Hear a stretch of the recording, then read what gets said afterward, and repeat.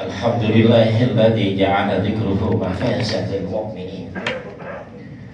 Allahumma shalli ala sayyidina Muhammadin al-fatih lima ughliqa wal khatim lima sabaq. Nasirul haqqi bil haqqi wal hadi ila shiratikal mustaqim. Wa ala alihi haqqa qadrihi wa miqdarihi al-'azim. Asyhadu an la ilaha illallah wa asyhadu anna Muhammadan 'abduhu wa rasuluh. Sayyidul khalaiqi wal bashar. Faya ayyuhal hadirun ittaqullaha haqqa tuqatih wa fa'alul khairati wastaqimul sayyi'at. A'udzu billahi minasyaitonir rajim. Bismillahirrahmanirrahim. Ya ayyuhalladzina amanu taqullaha wal tandur nafsum ma qaddamat lighad. Wattaqullaha innallaha khabirum bima ta'malun. Hadirin jamaah sidang Jumat yang dirahmati Allah Subhanahu wa taala. Alhamdulillah, hari ini kita dapat melaksanakan sholat Jumat berjamaah. Sholat Jumat merupakan cara kita mengungkap beragam nikmat yang telah Allah berikan kepada kita. Dimewahkan bukan berarti dimuliakan, pun sebaliknya disempitkan bukan berarti dihinakan. Andai ada doa kita yang cepat diijabah, Allah memberi ruang kita untuk senantiasa bersyukur. Dan andai doa itu belum tentu ibadah terijabah dengan cepat, artinya Allah memberi ruang kita untuk senantiasa bersabar. Hadirin jamaah sidang Jumat yang dirahmati Allah Subhanahu wa taala, ada dua ayat yang serupa dalam Al-Qur'an yang menjelaskan tentang kelompok manusia yang dianggap tidak mati meskipun mereka sudah wafat. Yang pertama dalam surah Al-Baqarah ayat 154, Allah katakan, wala taqulu liman yuqtalu fi sabilillahi amwat bal ahya walakin la tash'urun.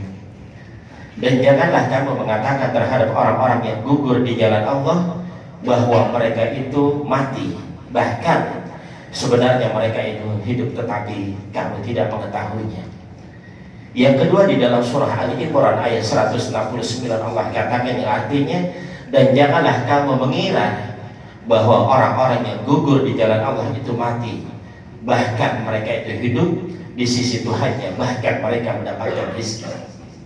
Hadirin jamaah sidang Jumat yang dirahmati Allah Subhanahu wa taala, kedua ayat ini memberikan pemahaman kepada kita bahwa ada kelompok-kelompok manusia yang walaupun mereka telah wafat, tapi mereka sesungguhnya tidak mati dan tetap hidup.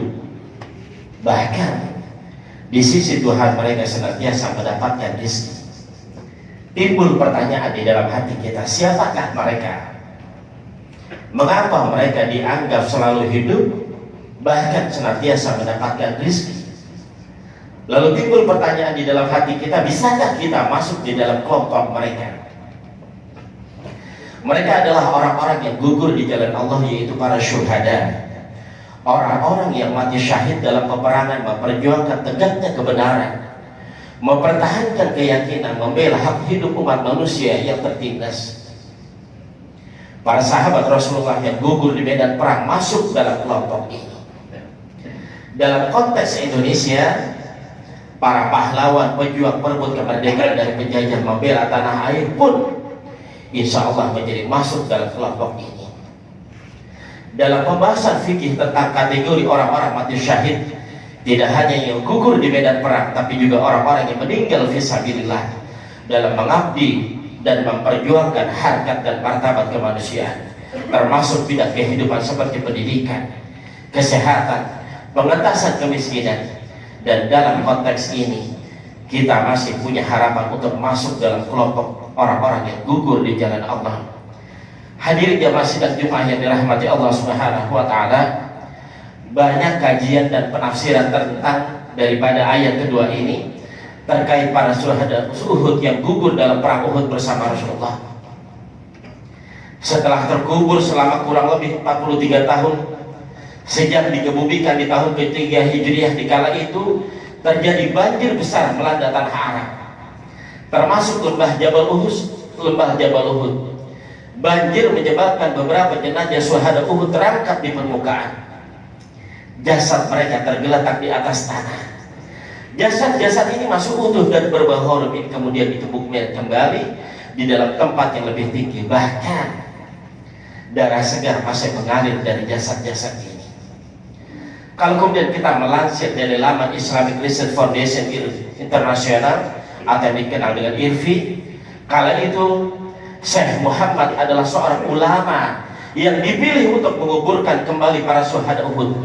Beliau mengatakan bahwa jenazah tersebut masih dalam keadaan utuh dan tidak membusuk. Di antara jenazah itu adalah Hamzah bin Abdul Muthalib, adalah paman daripada baginda Rasulullah Sallallahu Alaihi Wasallam. Beliau katakan ada luka di bagian hidung, ada luka di bagian telinga dan perutnya. Beliau meletakkan tangannya di atas perutnya, dan ketika beliau mengangkat tangannya, darah mengalir seolah-olah ia baru meninggal 1 jam yang lalu. Seorang ilmuwan muslim, Dr. Abdul Hamid Al-Qudwah, juga menjelaskan fenomena ini dalam sebuah riset. Beliau katakan bahwa mikroba juga merupakan salah satu makhluk Allah yang patuh pada perintah Allah lainnya makhluk Allah yang lain. Allah memerintahkan mereka, mikroba, untuk tidak mendekati tubuh para syuhada dan mereka melakukannya. Menurut Ahsaduddin dalam bukunya begitu kita kenal dengan karya keutamaan Al-Quran dalam perspektif hadis, Rasulullah pernah menyebut bahwa jasad para penghafal Quran atau para hafiz dilindungi oleh Allah Subhanahu wa Ta'ala sebagaimana perintah Allah pada bumi untuk menjaga jasad tersebut. Dari hadis riwayat Dailami dari Jabir bin Abdullah bahwasanya Rasulullah bersabda, ketika orang yang hafal Quran meninggal, maka Allah perintahkan kepada bumi agar tidak memakan jasadnya. Kemudian bumi berkata, fatakul ardu wa kaifa akulu lahma wa kalamuka fi jawfi.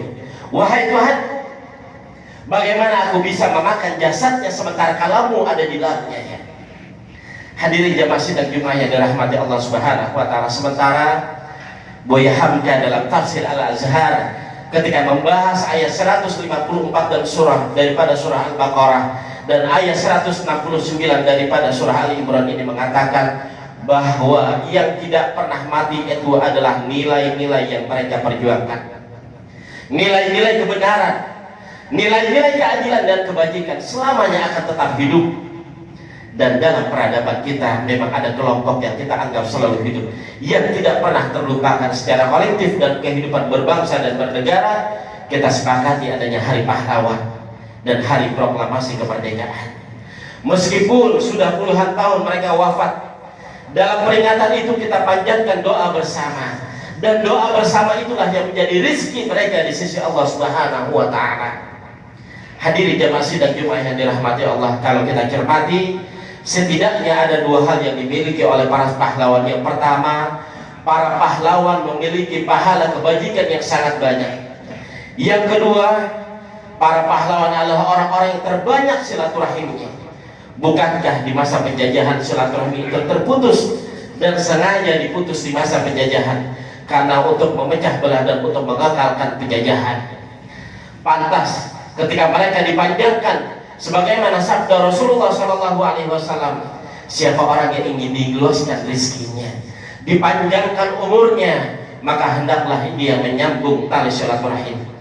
Kalau demikian, kita pun bisa menjadi pahlawan atau setidaknya mengikuti jejak para pahlawan dengan melakukan 2 substansi tersebut. Yang pertama, kita berupaya memiliki pahala kebajikan sebanyak mungkin.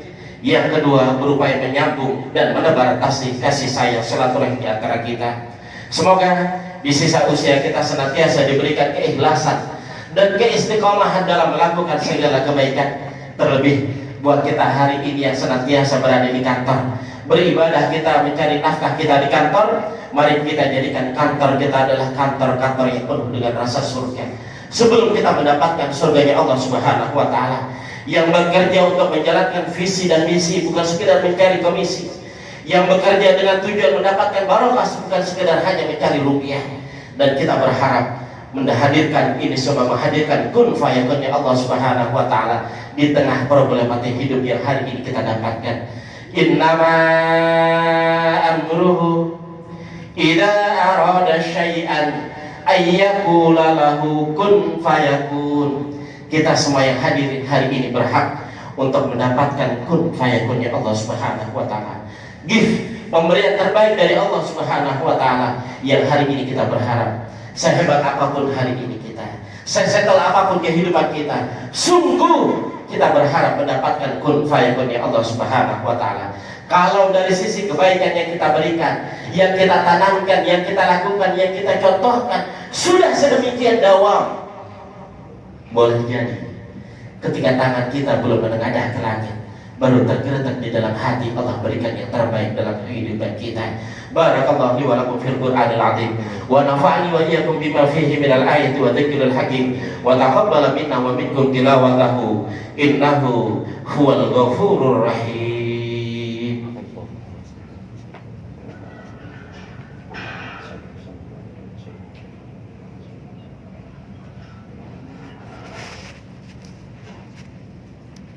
Alhamdulillah hamdan katsiran kama amana.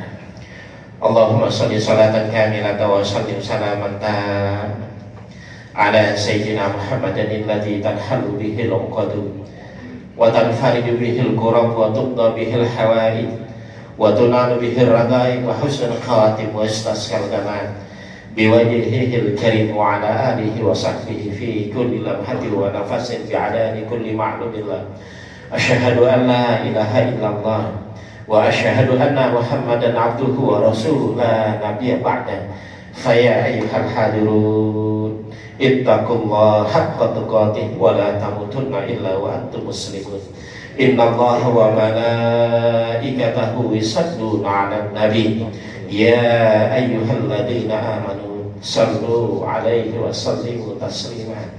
Allahumma ighfir lil muslimina wal muslimat wal mu'minina wal mu'minat al ahya'i minhum wal amwat innaka qaribun mujibud da'awat wa ya qadiyal hajat.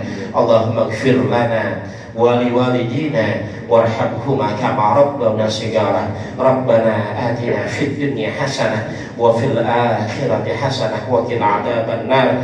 Wa sallallahu ala sayyidina Muhammad wa ala alihi wa sahbihi wasallam. Walhamdulillahi rabbil alamin. Ibadallah, innallaha ya'muru bil 'adli wal ihsan wa ita'i dzil qurba wa yanha 'anil fahsya'i wal munkari wal baghi ya'idukum la'allakum tadhakkarun. Fadhkurullahal 'azim yadhkurkum washkuru 'ala ni'amihi yazidkum wa la dzikrullahi akbar. Aqimis shalah.